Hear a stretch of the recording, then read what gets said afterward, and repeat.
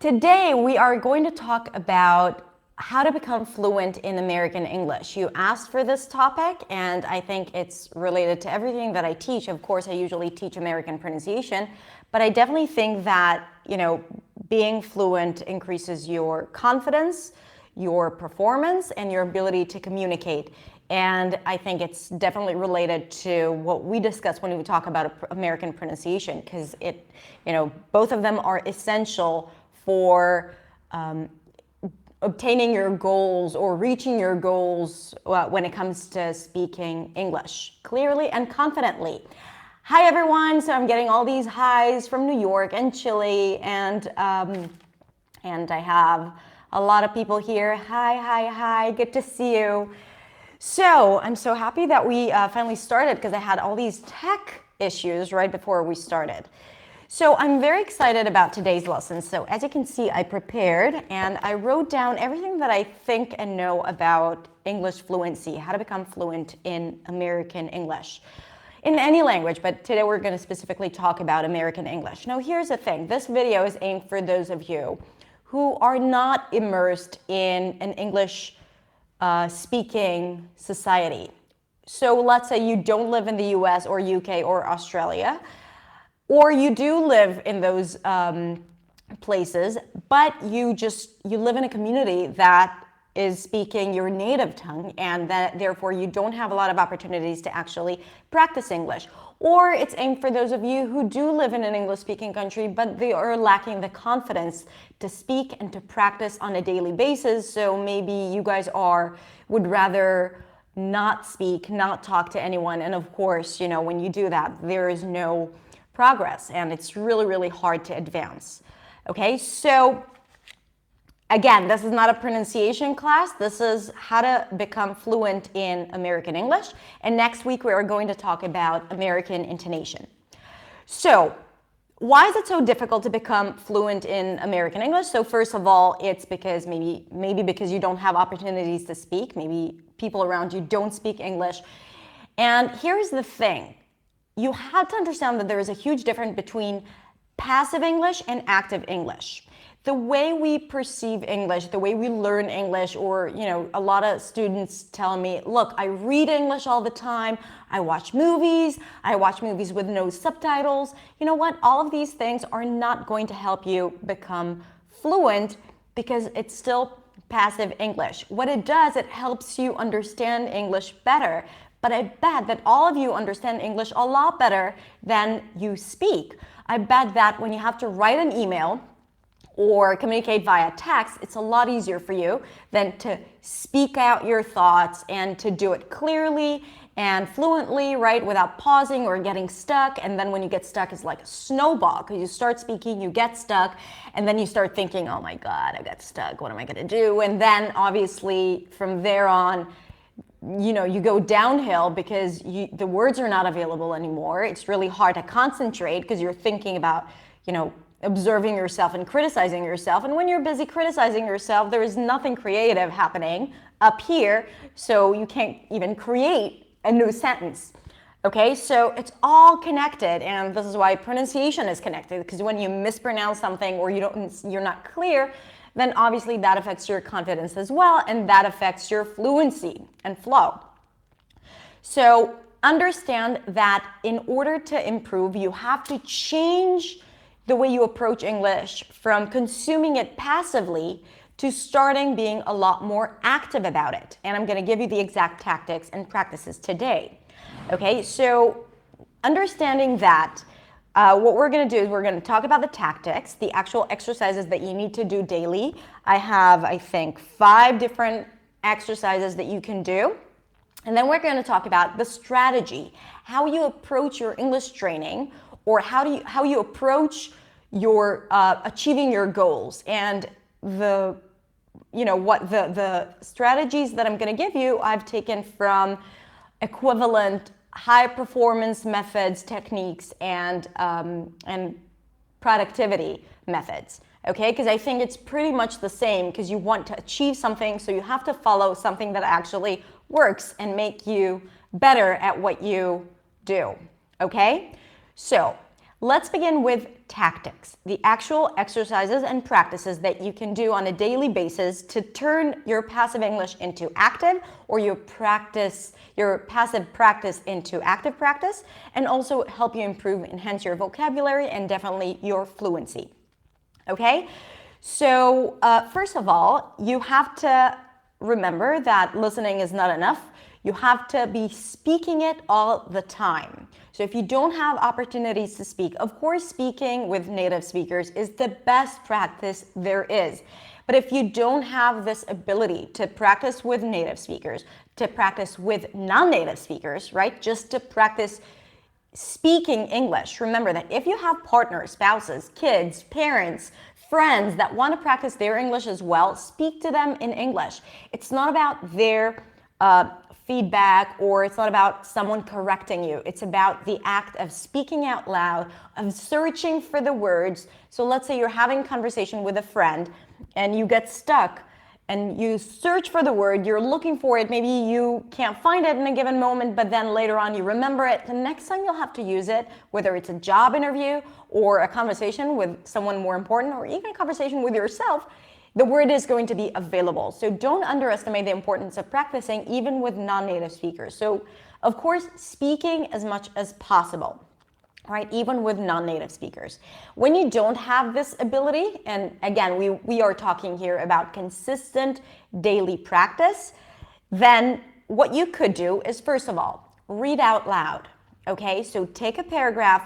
It doesn't have to be a long paragraph. You don't need to read now the entire book or article, but take a paragraph from a book that you read, and a news article, a bio of someone that you really like, you read something about something that interests you on Wikipedia, okay? And just read for 5 minutes out loud. Why out loud? Because in order to get ownership over English, you have to see it, hear it, okay, and feel it in your mouth, okay? So just reading it is not enough. So read out loud, that's one thing. Another thing, how do you improve your day-to-day ability to think in English? So you have to practice consciously thinking in English. What does that mean? It means that if you're in your car or at home waiting for a bus or train and you have time to spend, then just force yourself to not translate, but just think about what you're seeing around you, about what you need to do in English. Now I need to wait for the bus. This is me speaking out your thoughts, right? So first of all, just think it. If that's too complicated, just, look at whatever's around you and then, think about it in English. It's not going to be as elaborate, as expansive in terms of it's not going to be very complex, all right? It's not going to be a complex thought, and that's okay, but think in English. Force yourself to reduce your thought and just speak in the words that you're familiar with. If your English is better and you can, comprise long sentences, then do it. If you're alone, and that's the second step, speak your thoughts out loud. So speak as much as you can, even if it's just speaking to yourself.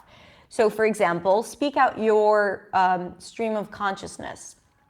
Now I have to go buy some milk, and then I'm going to go to my friend's house and pick up the dog because I need to walk him. I promised him I would walk him. And okay, so just speak out your thoughts, even if it's not perfect. You're alone, you can make a mistake. The interesting parts are the places where you get stuck, okay? Because then you know what's missing. And then, because you're not in conversation, you don't owe anyone anything, especially not their time. So you can just allow yourself to take the time, think about it, and just, repeat it again. Repetition is extremely important when practicing something because you train your muscles, you train your brain, and you start to get more comfortable with it, okay? When you try out a new word, it may feel uncomfortable, but if you say it 50 times and you use it in 50 different sentences, then you make it your own, and that's what we're here for, right? To make it your own. So, you get stuck, be happy about it because this is an opportunity to learn something new. Now, that's another tactic, okay? So read out loud, think in English, and speak out your thoughts, okay? So think in English is okay. Like, I think it's not as effective as speaking out your thoughts. If you have an important conversation to make, then you can also simulate the conversation, okay? So you can just pretend as if you're speaking to that person and say everything that you have to say in English, even though maybe the conversation is going to be in your native tongue. It doesn't matter. It's a good opportunity to practice a dialogue or conversation. So, by the way, I see all of you commenting. I promise to look at all your comments in just a little bit once I'm done with all the tactics, okay? So I don't lose track of what I want to say. Okay, so after all of that, you can also practice echoing. Some people call it shadowing. I like calling it echoing. It's like when you listen to someone and you just echo whatever you hear. Okay, so for example, you can listen to a podcast or a TED Talk or an NPR news item, play it and just repeat. So maybe you won't understand everything because you're also concentrating on speaking whatever you're hearing. So you're probably losing a lot of information while doing it. But it's a great opportunity to improve your flow, okay, to trust that you can, say a full sentence without stopping. Also, it improves your intonation patterns, it improves your pronunciation patterns, okay, so this, and also in your general feel. So this is another great exercise. Imitation exercises are even better, where you play, a line of a video of someone that you like. For example, you can even do it here. As I'm speaking, pause the video. Well, not if you're watching it live, you guys watching it right now, but if you're watching it afterwards, you can listen to a sentence, pause, and repeat whatever I'm saying. You can do that. The best way to do it is like with scripted videos, like TED Talks. This is why it's so effective, because you have the transcript. So you can listen to one line, pause, repeat while reading it. Okay, again, you get used to the sounds, you understand where you get stuck. And when those moments of understanding, understanding and detecting what your issues are the places where you can improve and prevent yourself from getting stuck the next time you speak. Okay, so it's all about the small pieces that will enable you to be in the bigger picture. Okay, so that's about speaking and practicing speaking. What about vocabulary, right? We all struggle with our poor, mediocre, or not insufficient vocabulary, right? We all want to expand our vocabularies. Me too. I feel that I have a nice vocabulary, but it's always nice to expand it, to be able to use fancier words when I'm trying to express something, especially since there are so many different words to express almost the same thing with subtle nuances, and it's great to have that strong grasp. Again, ownership. I want to own what I'm saying. I want it to be as precise and as articulated as possible. So to improve vocabulary, the best way to go about it is to make a list, all right, on your phone. That would be the easiest and the most, it has to be simple, right? You can carry a notebook, but only if you really use notebooks. If you don't use notebooks usually and use your phone, then use an app or use notes on your phone and then just write down the words. But it's not about writing the words, okay? So it's not about just understanding what words you want to learn. Whenever you have a new word that you want to add, let's say you just read a transcript, an article, and you came across this word, and not every word that you don't understand you have to add to the list. No, there are so many of them, and then it's going to be overwhelming and you won't do it eventually, okay? So the idea here is to really take words that you know that you'll be using, that you need to use, that you're missing, okay? So be particular about the words that you choose to put on your list. Only words that are easy for you to pronounce at first stage, that are important for you to use, right? And that you know that they're not these weird, rare words that no one uses anyway. Because that happens, especially when you read some newspapers. Like the New York Times, for example. Some of the words there are not used on like it's amazing to read and it's amazing to know these words, but if you listen to people speak, no one uses these words on a daily basis. So that's just a side note. Okay, so take the word and write it down, but write it down the way it's spelled, but also write it down phonetically. For that, you can just listen to it on Google Translate or go to dictionary.com. And then there's also always the transcription, the way it's written phonetically, the way I write it in my videos.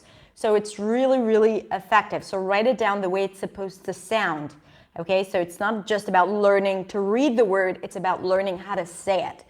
It's more important to know how to say it than to know how to write it, to become fluent, to be fluent. Okay, remember that. So once you write it and then you use it, you write it phonetically.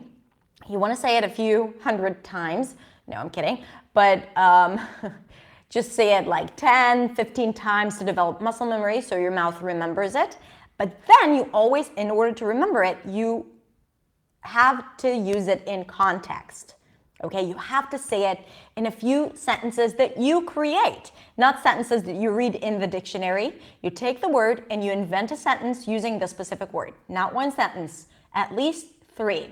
Okay, and that's very important. That's how it sticks, that's how it stays. So you read it a few times just to get the muscles working here and to remind your mouth how to say it, so you make sure you don't get stuck pronouncing it. Once you know how to pronounce it, you need to brand it in your brain, and the only way to do it is to use it in context, in new content that you are creating, okay?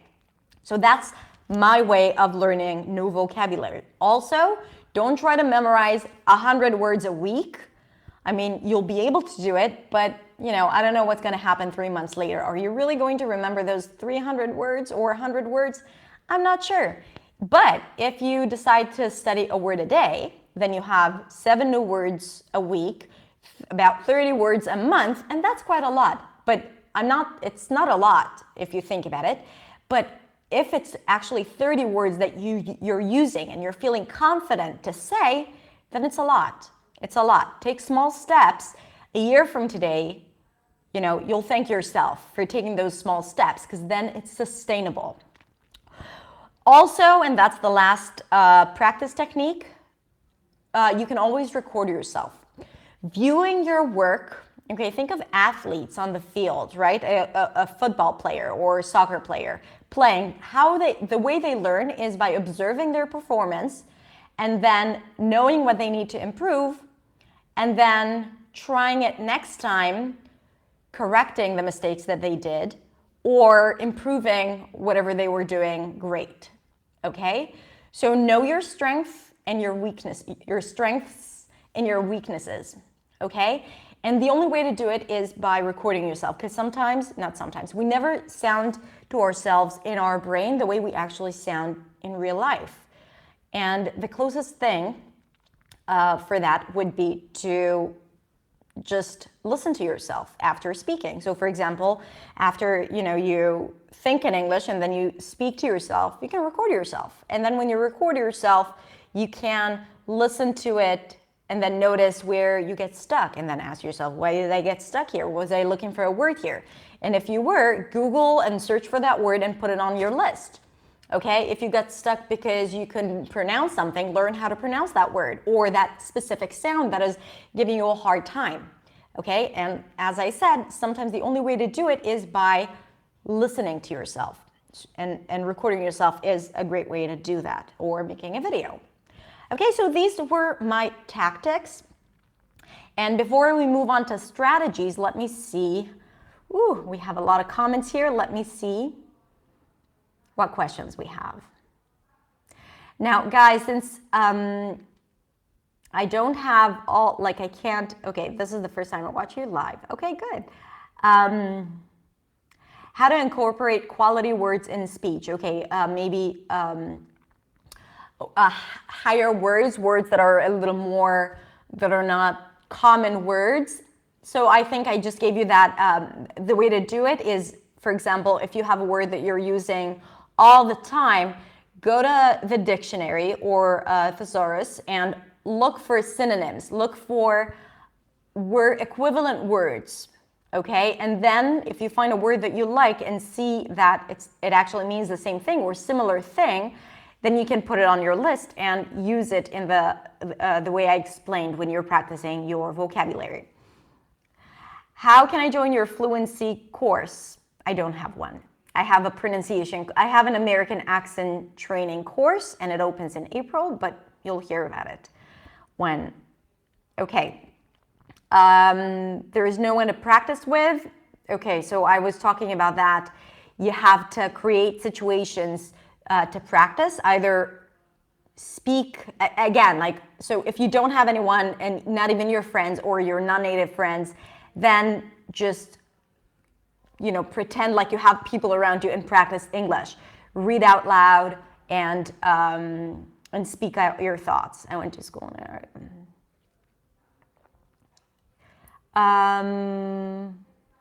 Okay, so I have some more complex questions. I'll try to answer them in the comments later on. Okay, because I really want to get into, sorry, I can't. Is this possible to speak English in a native tone with no accent for 20-year-old Chinese student? Yes, Charles. Charles is asking, is it possible to speak without an accent? It takes work. So I was 20 when I moved to New York and I had an accent, and my English was definitely not fluent. So yes, to your question, it is possible, but it takes work and you need to know what to do. So I have, I can say more about that, but the answer is yes. I do have something to say about this need to sound American, okay? So I think a lot of things are changing nowadays, and also Americans' perception and acceptance of foreign speech, of a foreign accent. Now, I'm gonna make a video about it because I've been thinking a lot about it, how people perceive it and what are the goals of American accent training. So I worked on my accent because I wanted to reduce my American accent. I wanted to eliminate it, actually. But I find that nowadays it's not about speaking American English with no accent.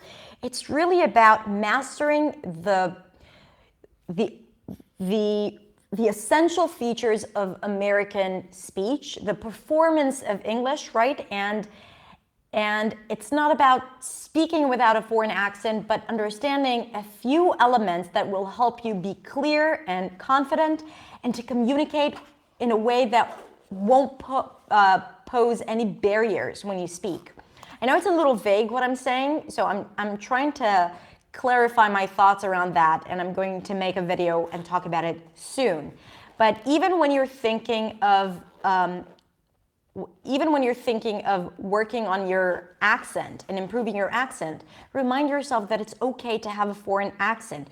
When you're working, it's not about having a perfect American accent, it's about being super clear and obtaining all these elements that are essential for clarity and clear and direct communication. Okay, just keep that in mind.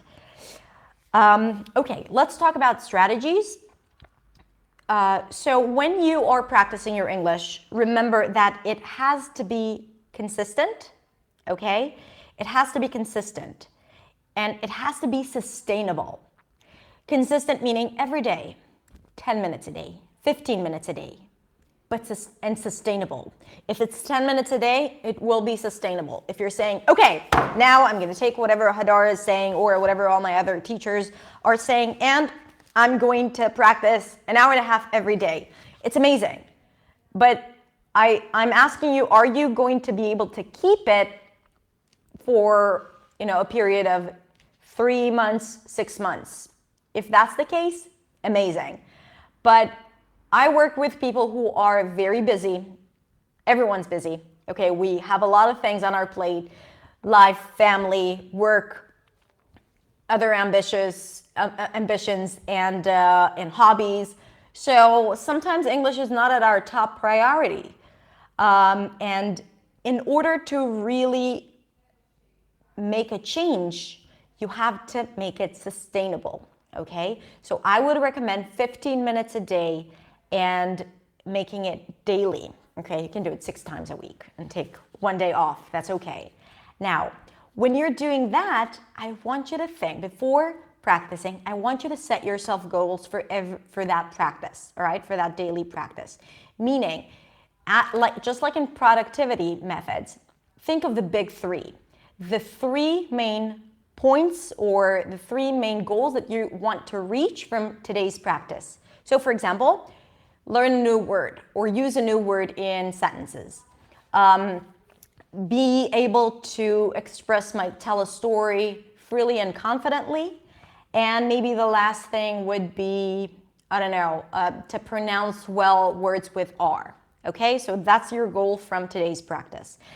So for example, let's say that you read out loud for 7 minutes and then you come across a word. Okay, so you take the word and put it on your list, and then you do everything that we talked about. You write it phonetically and you say it out loud in certain phrases. So that would help you check off goal number 1. Goal number 2, introduce be able to speak about something without getting stuck. Okay, so then I would probably say, okay, let me try and introduce myself for 1.5 minutes. And I would do it over and over and over again, like 3-4 times, until I'll be able to do it fluently without getting stuck. Because, I get stuck a few times, but then I overcame it. So I just checked off number 2. And then pronounce the R properly, then I would go to a YouTube video or read a text again and make sure that I'm pronouncing every single R, or just learn how to pronounce it. The next day, look at your goals from the day before. Were you able to accomplish all those goals? If not, then add those that you didn't accomplish in your new list and add new ones. Okay, so you can carry the same goal every single day until you check it off. But make sure that you are very focused and you know what you're trying to achieve. Okay, that way you'll see results, you'll see immediate results, and immediate results help you to gain confidence. Okay, and when you gain confidence, everything is a lot more available and free, and you become more fluent, because fluency is a result of confidence, practice, and knowledge. Knowledge is easy. Okay, you can just learn it. You go to a book and you learn it. You go to a YouTube video and you learn it. Practice, a little more complicated because it takes more of self-discipline and time and motivation and self-talk, right? So that's something, but you can accomplish it. Confidence is a result of the first 2, and also understanding that it's okay to be self-conscious. It's okay to be afraid. It's okay to be concerned about how you come across. But when you practice and when you repeat things and when you do it, you don't just open a book and learn it, but you just, you're goal-oriented and you have the right tactics. That's how you develop your confidence, and of course that affects your fluency. Okay, so there's nothing wrong about you. There's nothing wrong about how you're learning, and there's nothing wrong about you and your ability to understand English or to speak English. It's just, I think the problem is in your learning techniques, in motivation. You have to find the right motivation, why you're doing this, right? You have to get motivated. You have to motivate yourself and remind yourself that this will help you reach your goals. And every time, because it's boring, it can be boring to read, a paragraph out loud, right? But every time you lose track, every time you don't feel like it, remind yourself what your goals are. Get a better job, move, relocate to a different country. Communicate in English better, communicate with your spouses better, communicate with your kids better, okay? Remind yourself your goals. It will give you the why. And when you have the why, it's a lot easier to do everything else, okay? Especially if it's very specific. So if you remember that there is nothing wrong about you, then you'll know that you can do anything. And then just approach it in a way that is organized, and it's precise, and it's specific, and it's focused, and you will see results. And I mean results within, 2 weeks, all right? If you do it daily, I guarantee. So here's what I want you to do. I'm going to have to end it soon because I started a little late. Okay, I have to read all those comments. You guys are writing such beautiful things here.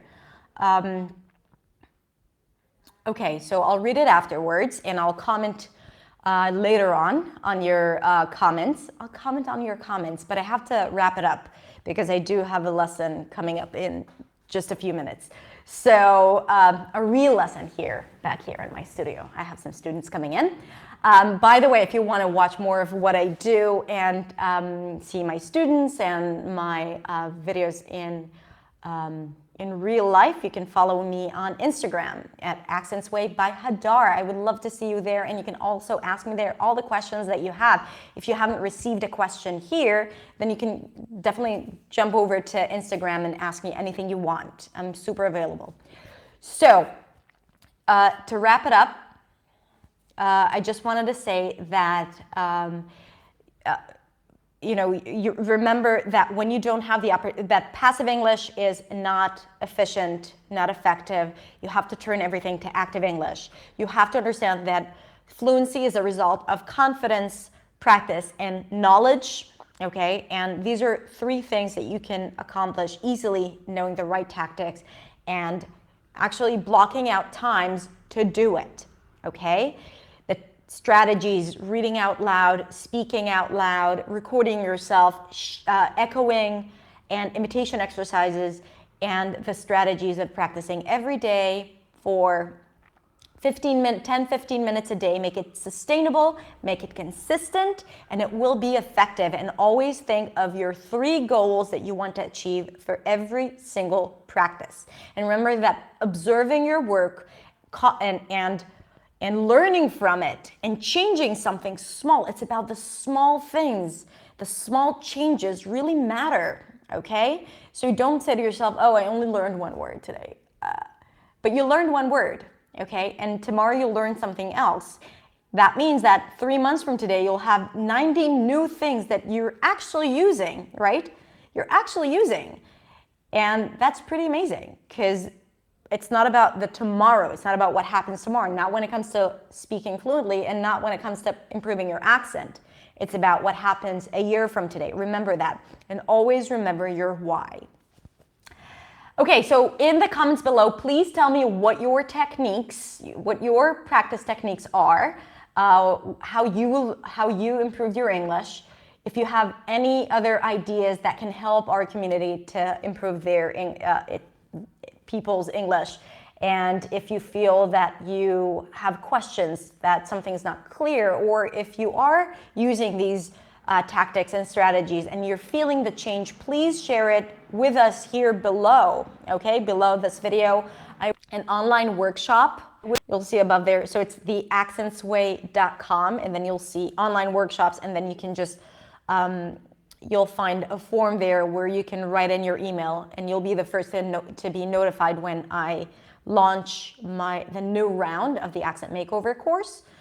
So you can do that, and then and if you're subscribed to my list, if you've gotten my mispronunciation page, so I have like the 50 most mispronounced words in English, so you can get an audio and a list.